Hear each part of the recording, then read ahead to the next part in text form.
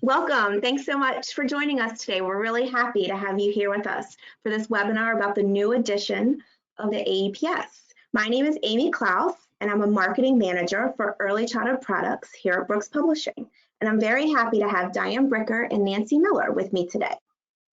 So before we get started, I just have a few housekeeping tips to help you have a better viewing experience for the webinar.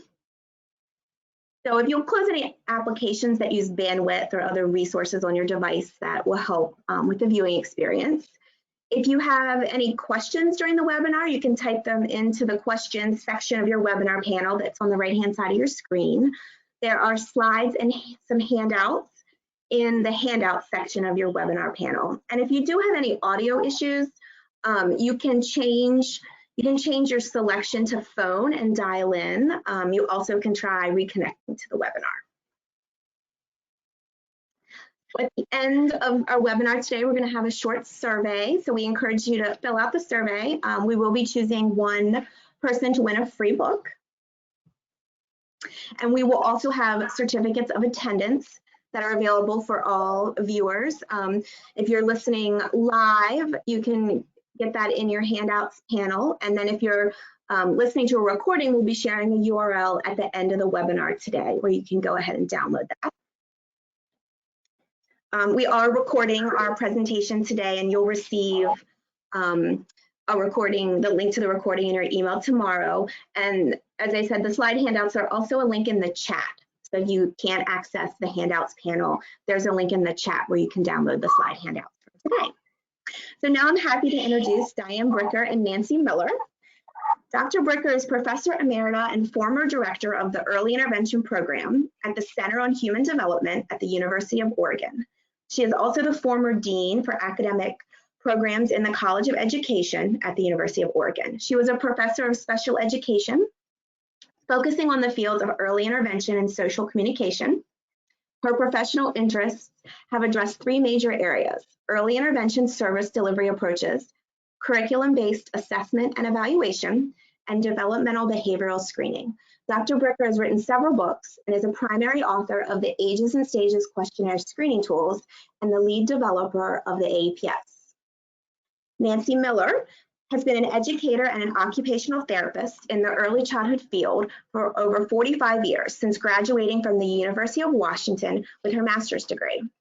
She has been an early childhood special education classroom teacher, a home resource teacher, a therapist, trainer and consultant, and a coach working in a variety of early childhood settings with teachers, related service providers, paraprofessionals, and families.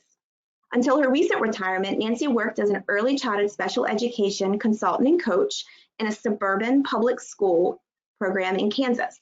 The program's teachers used the AEPS 2nd edition and AEPS-I in all early childhood classrooms, and Nancy was the primary trainer and troubleshooter throughout the implementation process, and she provided ongoing support throughout the 14+ years they've been using the AEPS.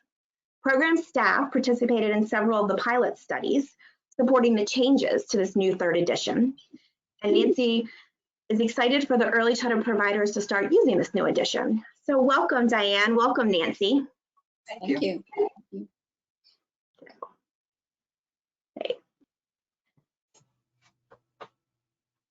So now we can get started with our webinar. Okay, I guess I'm talking about the objectives, but before I do that, we have had conversations amongst ourselves, and what we would like to do is to be brief, concise with you today, to leave a lot of time, as much as we possibly can, for you to ask us questions, because we think that might be most useful to you. So we're going to skip over the highlights of changes and then turn the floor over to you to ask questions. But what we want to do today is first get a refresher on the AEPS-3 and its link system, and I'll do that very briefly. Discover the exciting updates to the AEPS-3. Nancy will do that, and she will also show you some samples of the test and the curriculum. And then we'll go back to me, and I will briefly review some of the data that we have collected on this revised AEPS-3. There, okay. All right.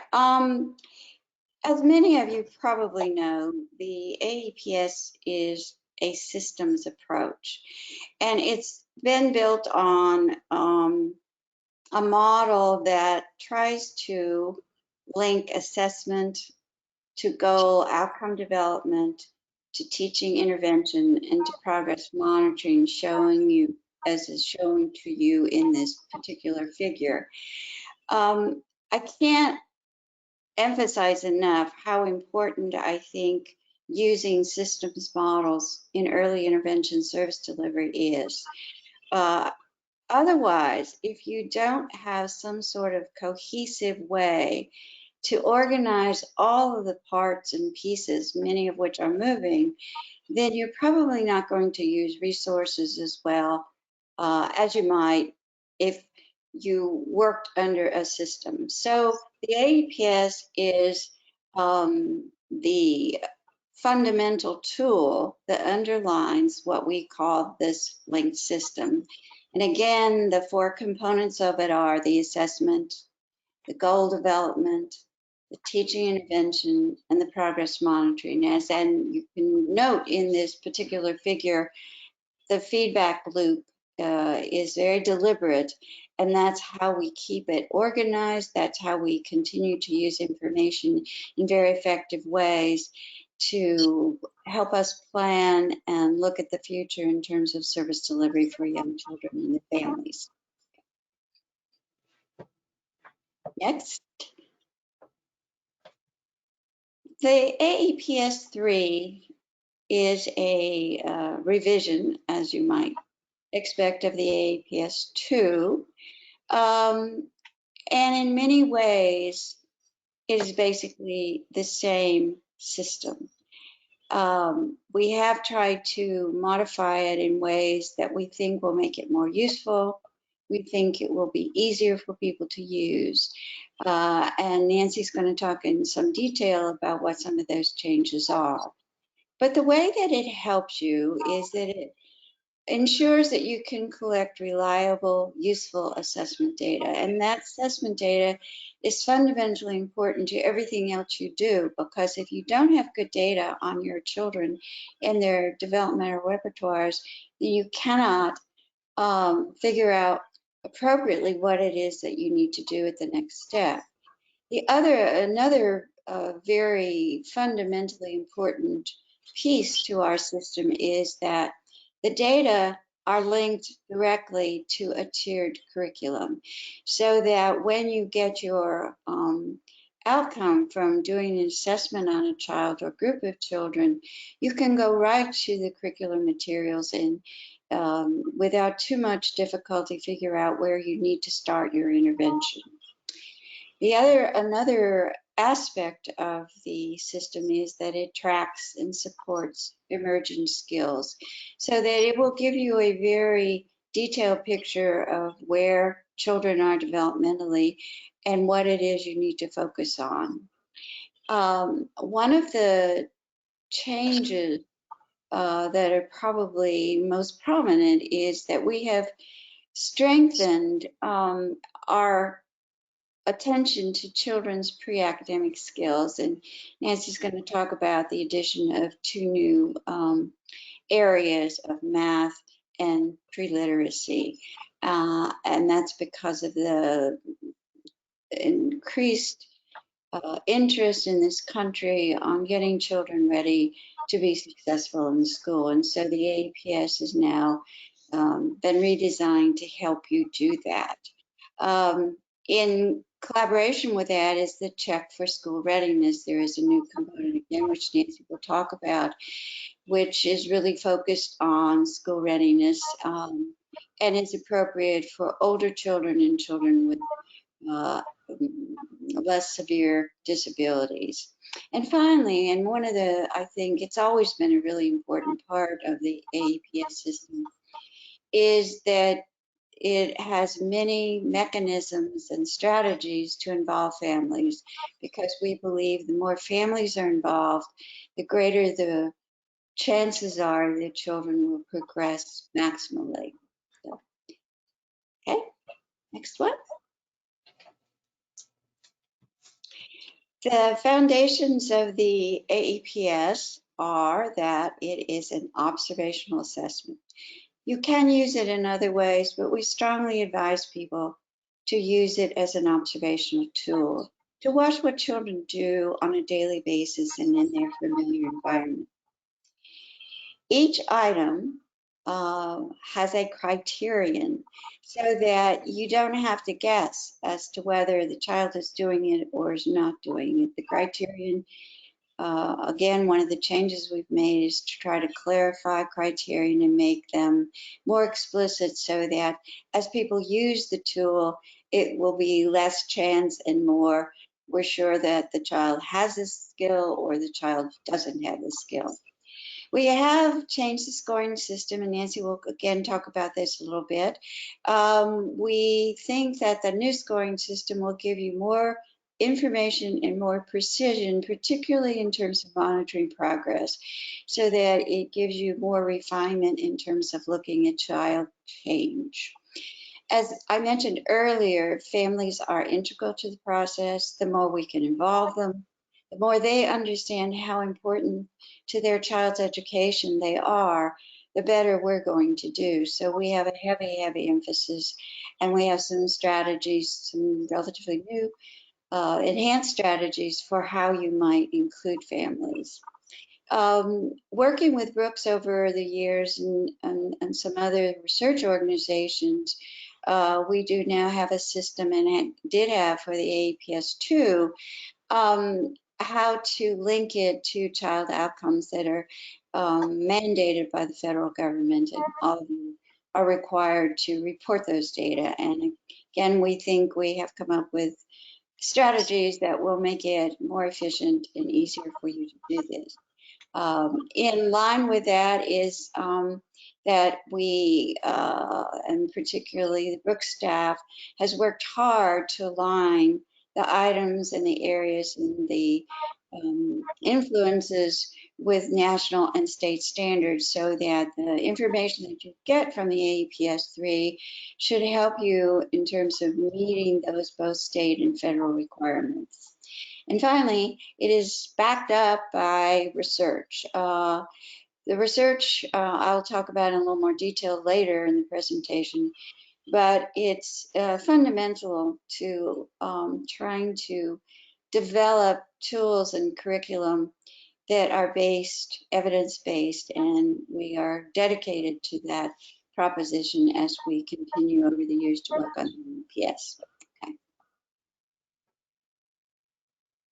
Okay, I think it's my turn. Right. Now we're going to talk about specific featured updates.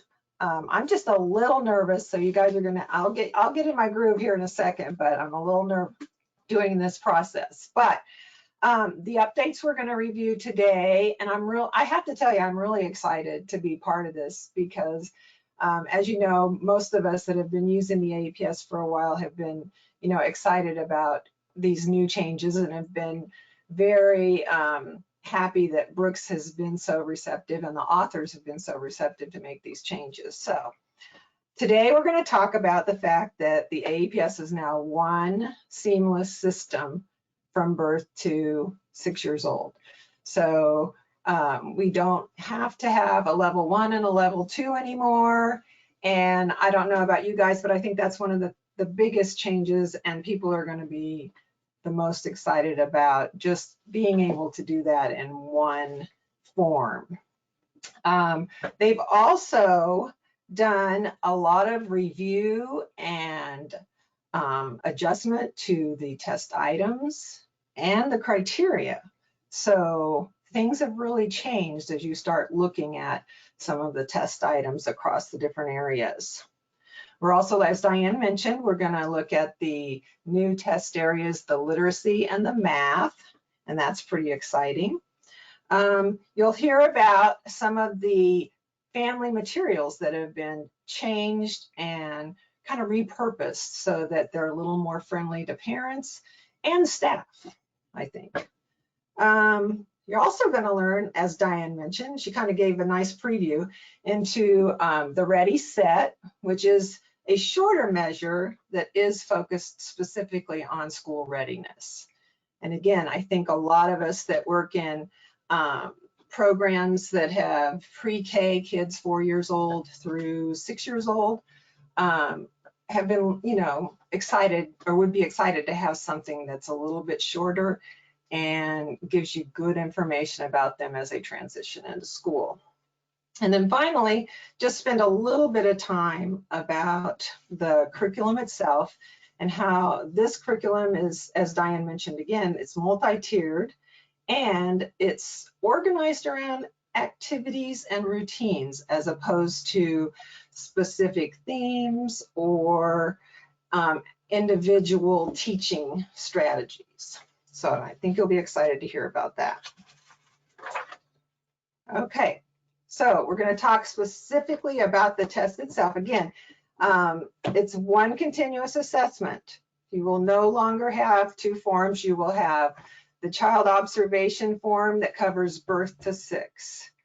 And obviously, by having one form, you're more able to see what the child's range of skills are. You don't have to stop at level 1 and then pick up level 2 and kind of see where they compare or don't compare. Let's see, and Diane did mention this, that it makes it a lot easier to share the results between programs. So like your Part C to Part B, it's going to be a lot easier just to send that information in one fell swoop as opposed to 2 separate forms. Additionally, if you have classrooms where there's 2-year-olds to 3-year-olds, that'll be another easy transition process.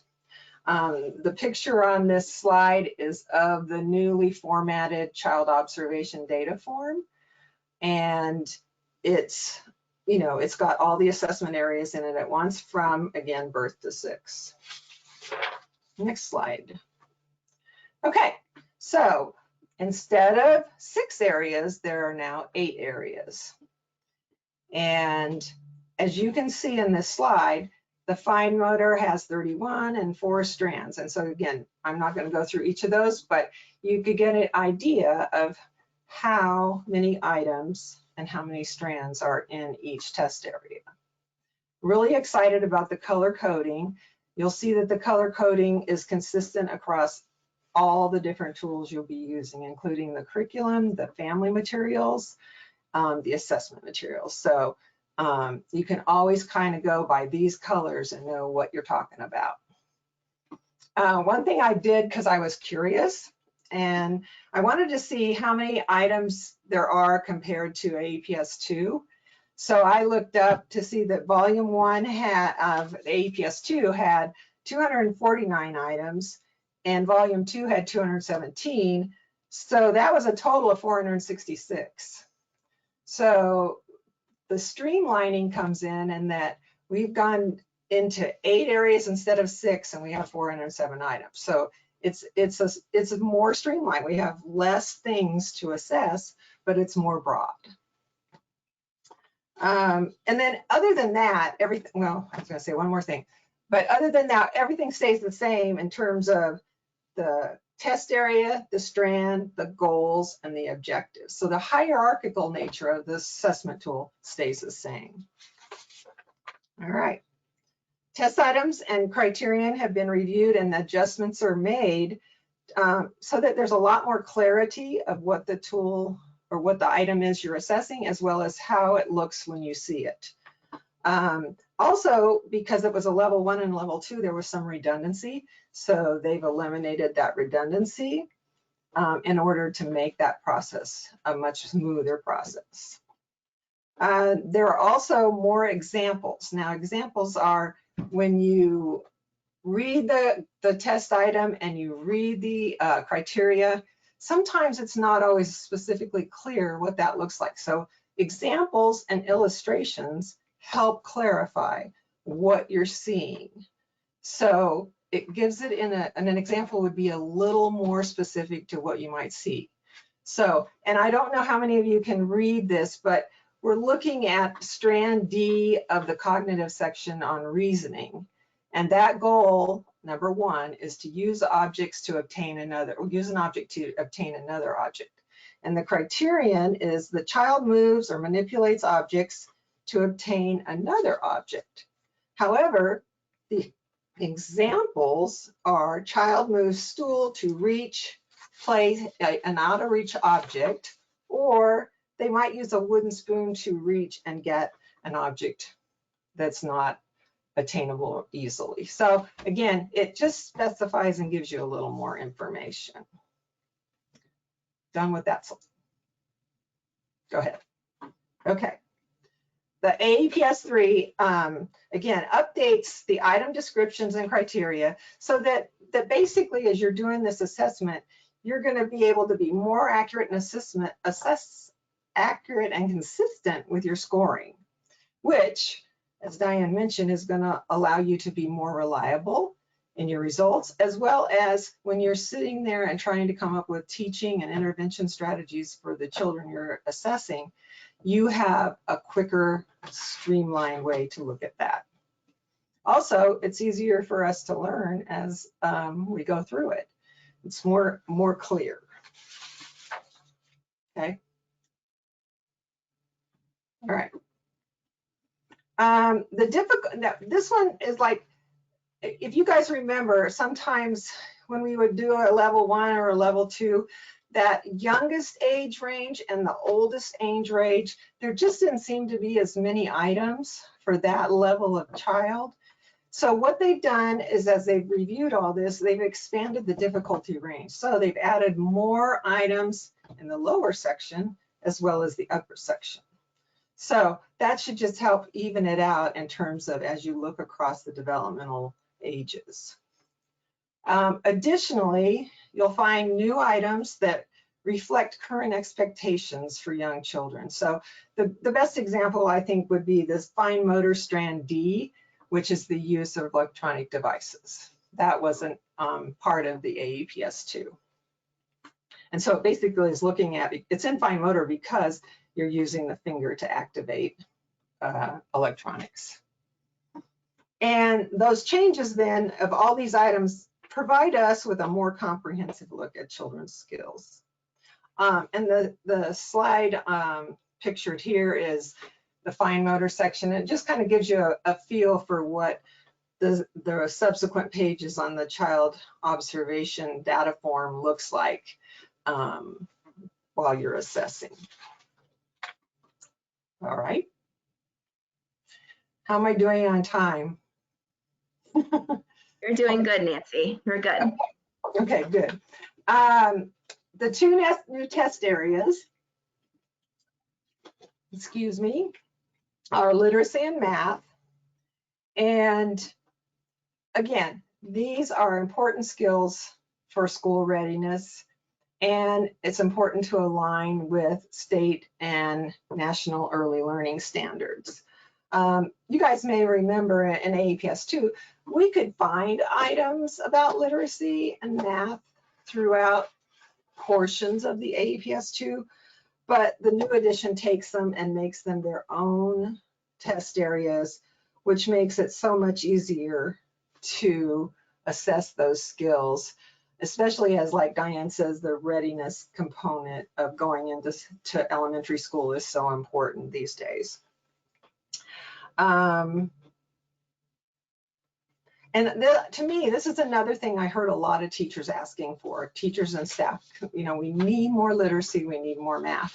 So again, they've answered that request. Okay, next slide. So to give you an idea of what's included in literacy and math, you can kind of see literacy has awareness of print concepts, phonological awareness, all the things, the buzzwords that we've been hearing in the research and practice literature.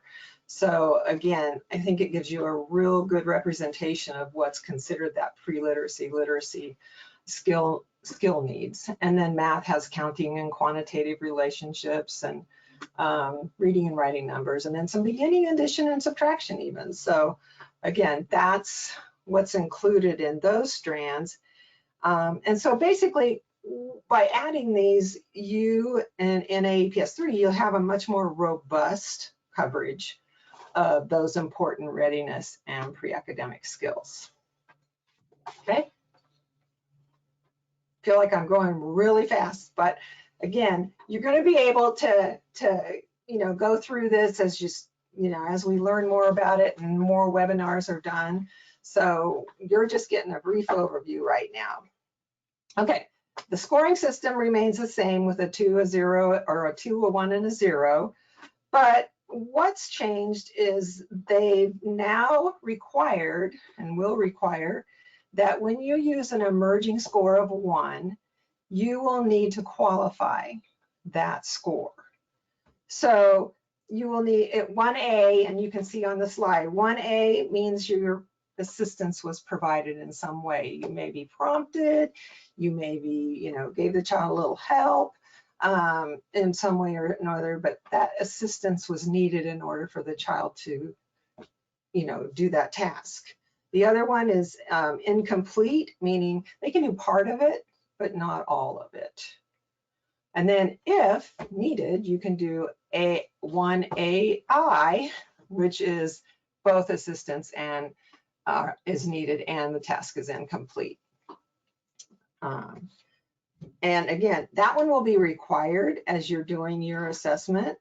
However, there will also be the continued use of notes. They're highly recommended to use those notes because they provide more detail about the assessment information you're gathering.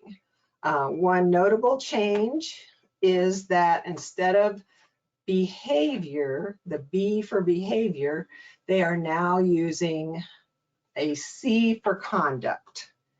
And I don't know about you guys, but I kind of like that change because I always felt like whenever teachers would say, well, his behavior is interfering, it became almost a bias against the child instead of maybe the assessment situation or what was going on in the environment while you were testing. So I think conduct, even though it means pretty much the same thing, it changes that focus away from the child and helps you look more at what is happening around the child as they're trying to do these tasks.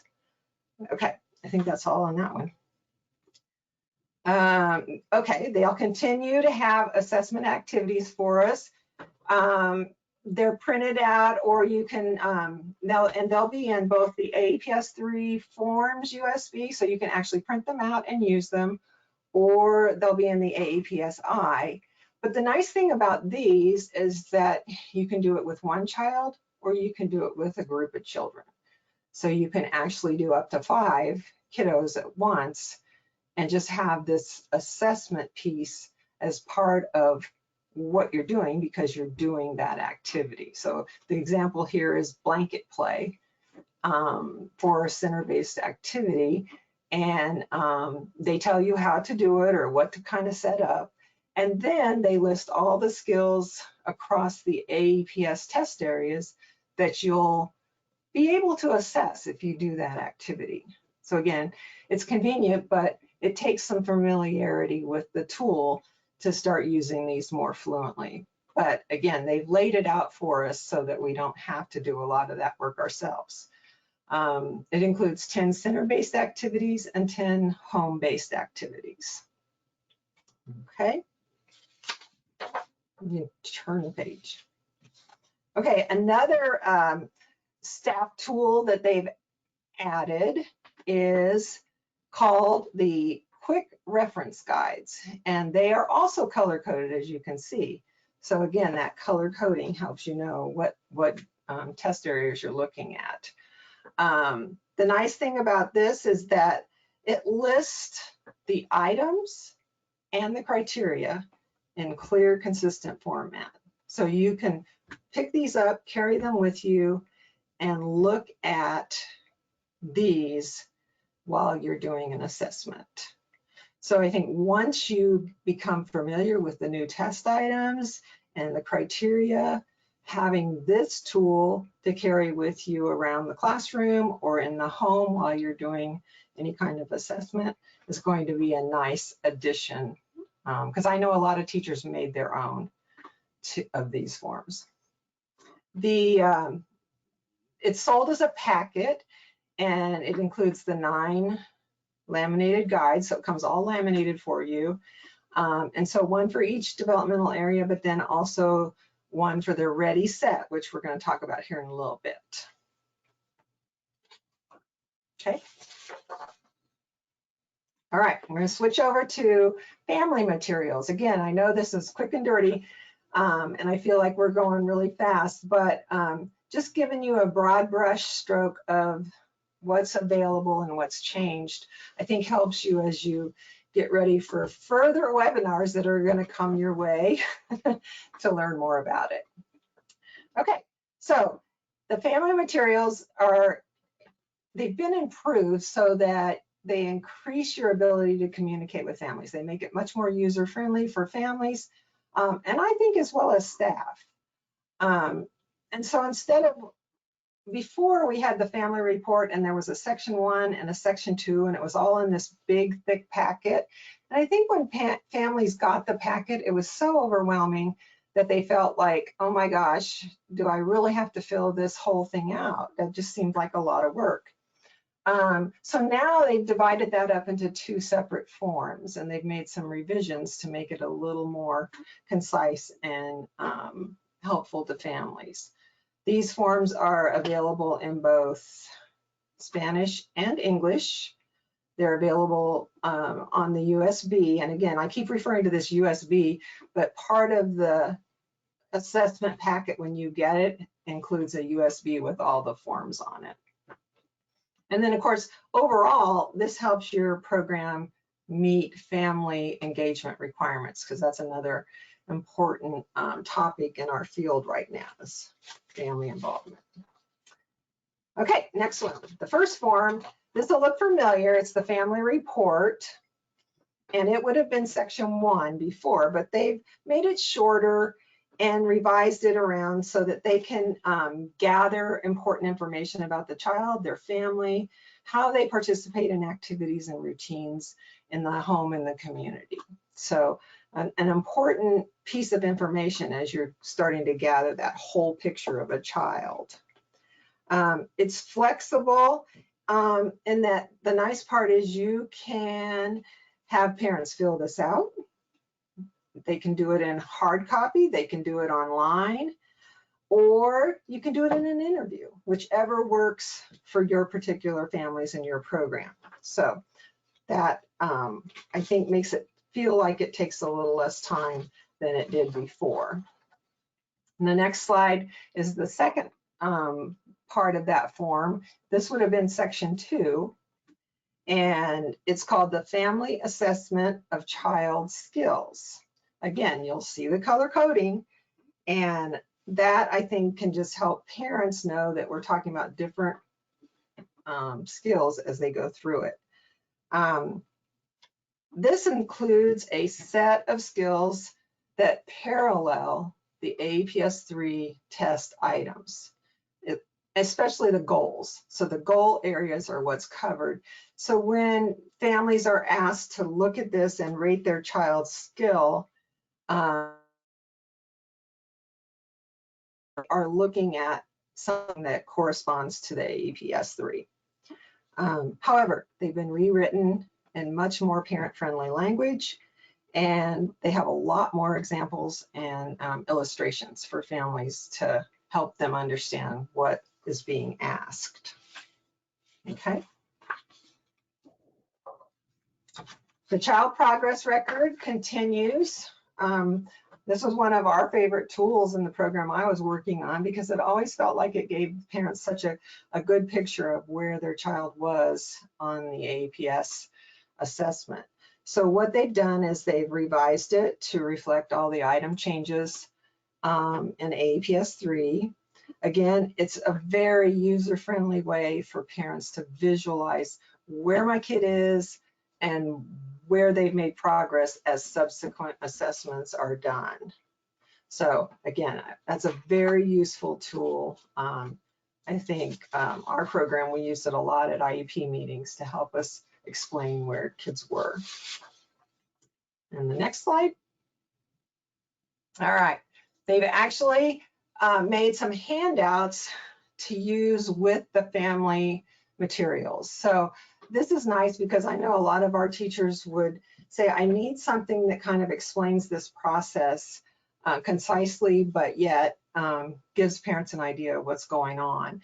And so now there's a tool or a handout that'll look at the AEPS-3, kind of an overview.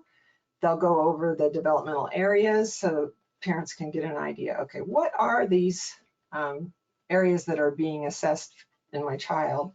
And then the last one there is that they explain each of the forms that we've just been talking about. So the family report, the family assessment of child skills, and the child progress record are kind of briefly described so families know what to expect. And those are available in both English and Spanish. Okay. All right. The Ready Set is something brand new, I think, to the AEPS system. And it's specifically meant to be a brief assessment and progress monitoring measure for children 4 and older. It's really not meant to be used with younger kiddos. The Ready Set emphasizes skills essential for school readiness and that early school success, as we mentioned before. It's composed of 40 developmentally and academically challenging goals from the AEPS-3 test. And it really is something that could be used when you don't need to do a whole AEPS on a child, but you need some information. And you can use this quickly. And then if for some reason the results of this showed some needs, you could always then move into an AEPS-3 assessment very easily by transferring those skills over into an AEPS-3. In our program, we kind of struggled because of budget constraints that we really only use the AEPS-2 for assessing our children with special needs and kiddos we thought were going to need to be given some specialized service. And our peer models, we didn't really have as much to use for assessing. And I think this tool could be an awesome asset to use with peer models as a way to kind of keep track of their skills too. Next slide. This gives you an idea of where each of the test items come from in the Ready Set. You can see it's very heavy in literacy and very heavy in social emotional, which makes a lot of sense when we think about what skills kiddos need going into that kindergarten classroom. So you can see how many are on each area, but then you also have some example goals that are on the Ready Set assessment. So just to give you an idea of what they look like. Okay. All right, last section for me. The AEPS curriculum. Again, just so you know, and I think Amy will probably say this again, but there will be a webinar specifically on Ready Set and on the AEPS curriculum coming up in the next 2 months. So you can get a lot more information than we were able to cover here by signing up for those webinars. And we'll put those URLs in the chat for you listeners, so you can sign up for those as well. Okay, great. Great.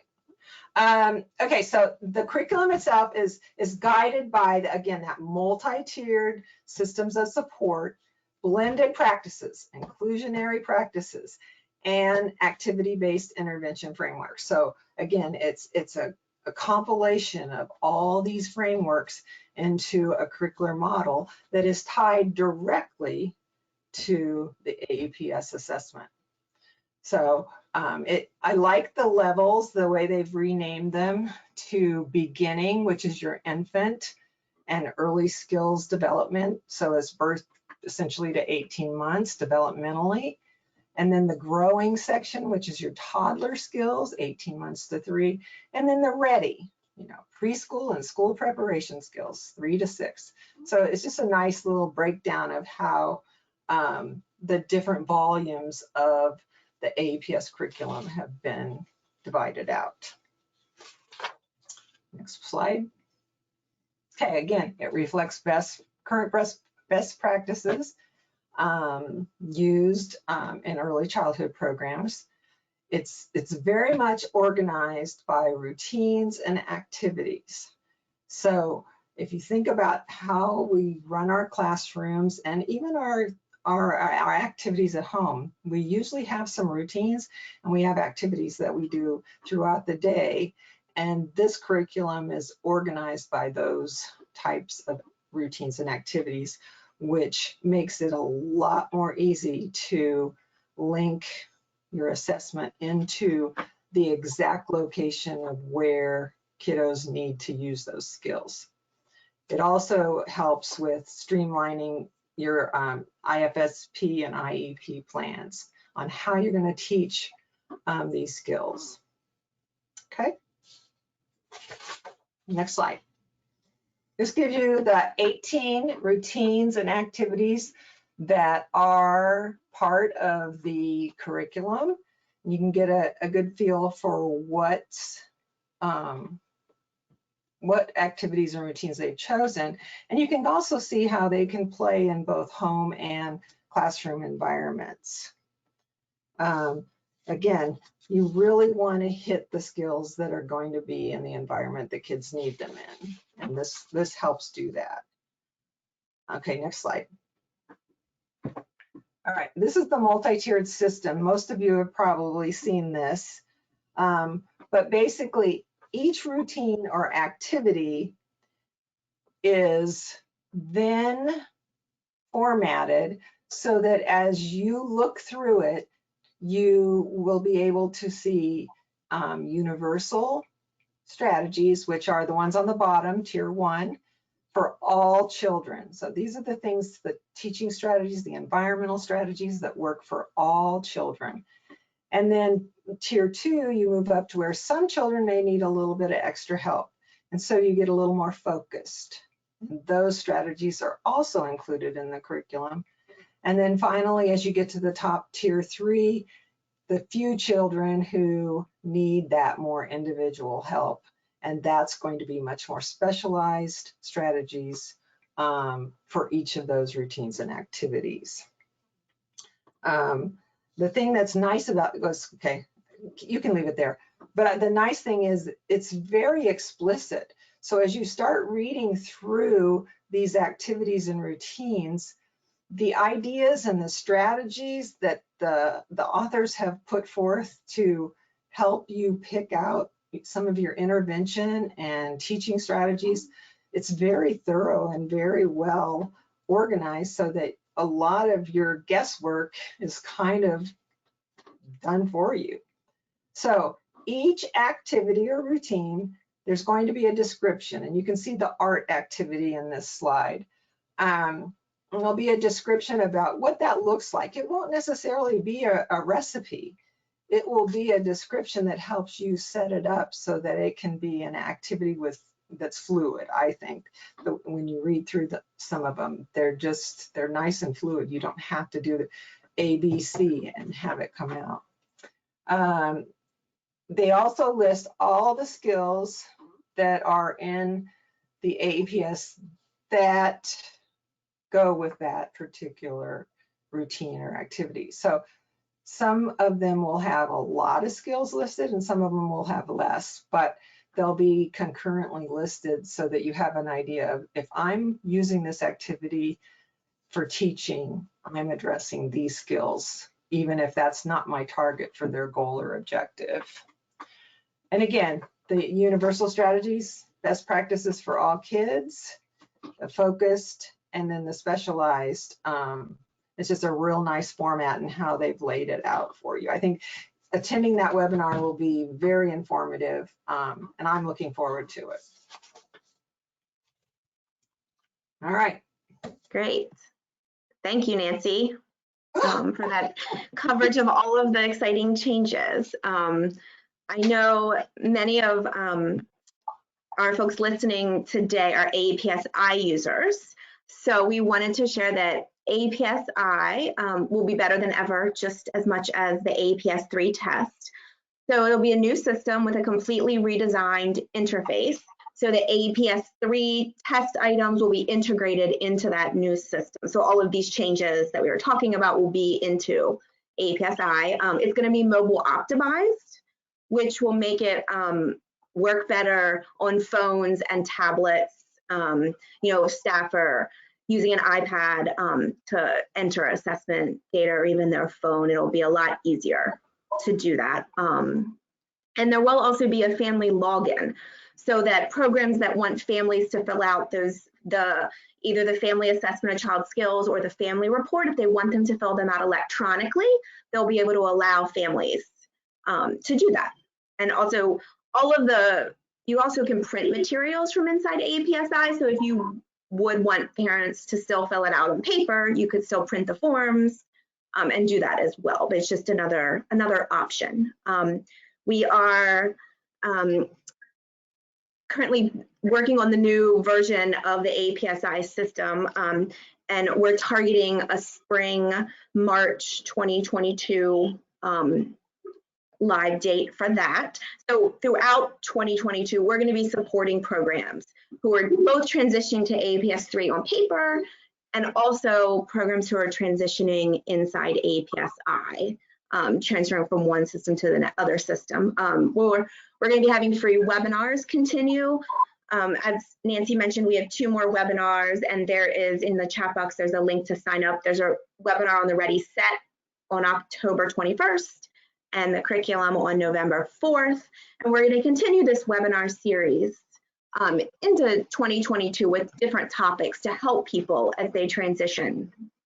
So when you fill out your survey, one of the questions asks what other topics you might be interested in having webinars on. So it would be really helpful if you share your thoughts on what you might like to see in 2022 as you continue using AEPS. So pricing for the new online system will be announced in October 2021, as well as some more details about the transition plan for timing for when programs will be able to transition. And we will have free trials for AEPS-I available in the spring of 2022. And I will also take this moment to address, we had a question from one of our listeners when they registered for the webinar. They asked whether there was going to be a way to convert current AEPS scores, so AEPS-2 second edition test scores, to convert them over for AEPS-3 scores so you could compare, so you'd have some continuity in monitoring progress. So we wanted to let you know that we are looking at a range of options and guidance because we know different programs are going to have different requirements for monitoring child outcomes and progress monitoring as they switch between editions. So we're looking at whether we can make available conversion charts that help with equating the second edition scores with the third edition scores, as we did when we switched back from the first edition to the second edition many years ago. We had those. So the analysis on that is underway. And then we're also working at outlining functionality inside AEPS-I that will support OSEP child outcomes reporting during this transition period. So more information on all of that is coming soon. So, and really, there'll be a slide later. The best way to stay up to date is to make sure you're signed up for the AEPS newsletter. That will have all the most up-to-date information about the transition process. So we had a couple listeners when they registered asking about training options. So I just wanted to briefly share. So coming in 2022, there'll be a self-paced introductory online course that individuals can take. There will be an updated inter-rater reliability certification for the third edition. Those are online modules that you can watch to be certified. And then we will also have live training through Brooks on Location. Similar to the live training that's available for the second edition. We'll have an introductory training, an advanced training, and training on AEPS-I. Okay, so now we're going to transition back to Diane, who's going to talk a little bit about the research studies. Yes, and just a little bit because we think your questions are so important. But as you can see, it's a very comprehensive link system, and it's big, and it takes a while to try to explain all the pieces. We did field research on the AEPS-3 between 2012 and 2015. And that research was led by two of the authors, Jennifer Grisham Brown and Misty Waddell, and they did an incredible job of gathering an array of data to try to demonstrate to people the validity, reliability of pieces. Without going into much detail, because the detail is in the system, it's volume 1, chapter 7, gives you great detail about all the research that's gone on, but just let me give you a quick overview. We did do a validity study. We involved a whole array of experts throughout the country and did tailor items based on that feedback. We've done qualitative analysis of the authors, and we've also done some actual data collection on validity and reliability. Do we have another slide? Okay. There you can read very quickly is the utility study, and I'm not going to go over them right now because I want us to get to questions. But again, as I said, if you have any questions, the data collection process is explained in great detail in chapter 7, or you can get in touch with any of the authors and we'd be happy to address any questions that you would have on the research. And there are 2 published articles that you can get to also. So, all right. Let's move on to the questions, okay? Okay, so if you have questions, you can go ahead and type them into the question box now. I'm just going to quickly go through the last slides here. So AEPS-3 products will be available in November 2021 in just a few short weeks. So there is an introductory price for the AEPS-3 complete kit, which is where you get all 5 volumes, the quick reference guide, the packs of the forms, and that USB, which has all the forms in printable format, as well as printable versions of the quick reference guide, the family handouts, the assessment activities. It really has, there's a lot of, there are a lot of planning files to help you on there. So it's a great resource. You can pre-order the products now. We're offering a free shipping code for anyone listening to this webinar. So if you use AEPS Web, type that in the shopping cart, you'll get free shipping on orders to US and Canadian addresses throughout the end of the year, so through December 31st. This link is in your chat, so I'll just say we talked already, there are 2 more webinars coming, so we encourage you to join us for those. And I also, if one of my colleagues will drop this newsletter sign up in the chat as well, I really encourage you to sign up for the newsletter, stay up to date on all of the AEPS news and AEPS-I transition news that's coming. It's really the best way to watch your email for that. Okay, another survey reminder to win a survey, and here's your certificate. So I'll leave this up just for a minute as we start taking questions. So if you're watching the recording right now, I encourage you to pause this and jot down that URL, and that's where you can get your certificate. If you're watching live, it's in the handout section. You can also go to this URL and there'll be a link in your follow-up email tomorrow. Okay, so it looks like we do have a lot of good questions. We do have people asking questions about the literacy and math area and how to use those with children under the age of 3. People are wondering, are those only for kids older than 3? If you were working in early intervention, would you just skip those areas? I can probably address that. It probably depends a lot on the child and the program, but there will be in each of those areas some basic skills that they can probably address for younger children. But the majority of those are really directed at older children and their pre-academic skills. Okay. Thank you, Diane. We have a listener asking, will there be cutoff scores available for eligibility?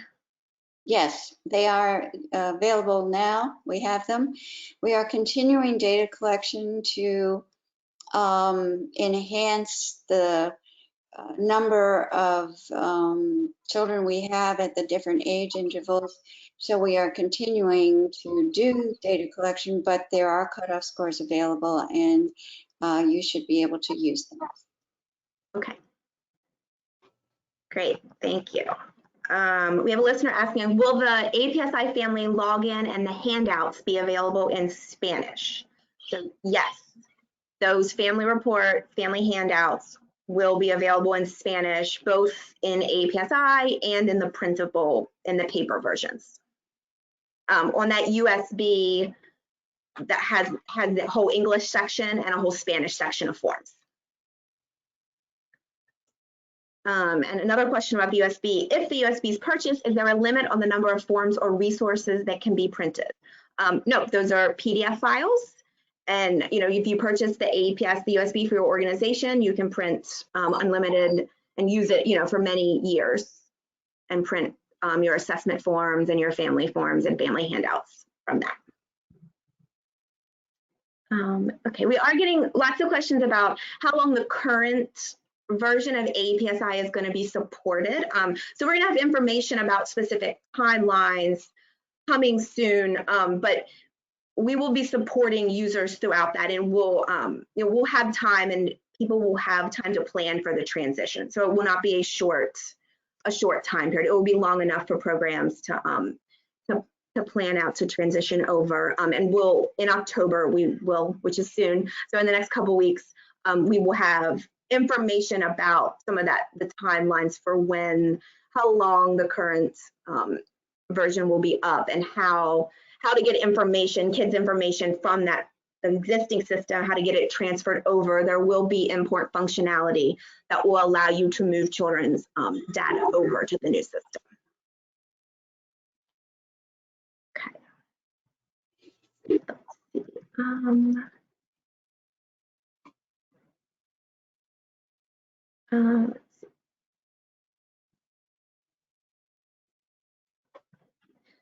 see. We have a listener asking about the reliability and validity of using AEPS-3 with children who speak a different language than English. So was there research done with that population? No, we do not have any data collection on that. We're hoping that as people, as with the AEPS-2 has been translated, which has been translated into different languages, we're assuming that this will happen with 3 also. And when that happens, we encourage people to do their own data collection. We also encourage, when those kinds of adaptations and translations occur, there are some of the areas that it's really fundamental that they do some serious thinking about, particularly the social communication, because languages are different. And so we do encourage people to adopt it, speak other languages in other countries, but we also make it really clear they need to go out and do their own data collection on their population of children. Great. Let's see. Do you have an approximate on how long does it typically take to administer the AEPS-3? Nancy, can you hazard a guess?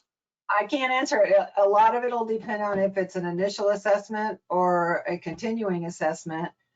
But one thing I didn't mention, and hopefully when there's a webinar or something training on scoring and administration, this will be talked about a lot more, but you don't have a ceiling and a basal. You basically go in and through observations and knowledge about the kid and other people who know the kiddo, you look at whether or not skills at a certain level have already been reached. And if so, like if they're walking, you basically can credit most of the skills under that gross motor piece of crawling and sitting and those kinds of things.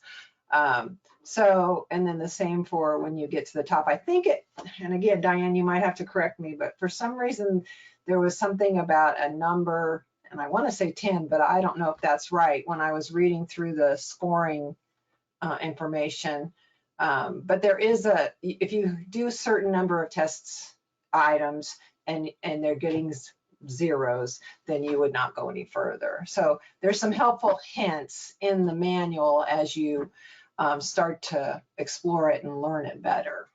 Yeah, the test isn't like a norm-based test in the sense of it's age-related. What it is developmentally laid out, and so most children tend to follow those developmental sequences. Of course, not all kids, because we know that we have children who indeed are unique. However, the majority of children do follow basic sequences, and so once you figure out where the child is in that sequence, then it's really easy to score because you know where he is, you know he can't do the steps above, and you know that he can do the steps below. So it really simplifies the score. And the other way that I believe makes it more usable, because I know teachers and childcare workers and interventionists are busy, they've got more to do than they have time to do.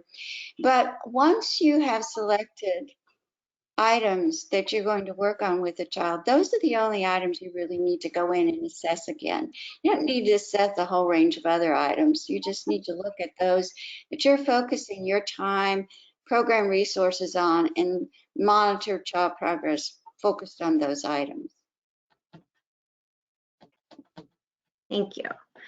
We have a listener question about whether there are age ranges related to when you would expect skills to be mastered in typically developing children. Are there age ranges included? No. I have, for the many years, almost 50 that I've been associated with the AEPS, I have had on a regular basis people ask me to assign ages to the items, and I will not do that. And the reason that I will not do that is because that should not be your focus. Your focus should be on what the child can do and what the next step is to do. It doesn't matter if it's a 3-year-old item or a 4-year-old item. What matters is what the child is capable of and what the next target should be. So no, there are no age specifications on the AEPS items, and as long as I'm alive, there won't be. Thank you. We have a listener asking, so if you had a 6-year-old typically developing child, would a score of 100% be expected for that child? Are they talking about the AEPS or Ready Set or? Yes. They don't specify, but I guess the AEPS-3. Yeah, you know, within reason, yes. If it's a typical developing 6-year-old, you would expect the 6-year-old to be able to do all items on the AEPS, yes. Okay. All right, so we are a little bit over on our time. So if we did not get a chance to answer your question, we will follow up afterwards. I know some people had some specific questions that we're going to need to go to our implementation team for to get answers back to you, but we will do that. So thank you so much for joining us today, and thank you, Diane and Nancy, for your time to share this information with us. You're welcome. Thank you. Everyone has a great rest of their day. Thank you.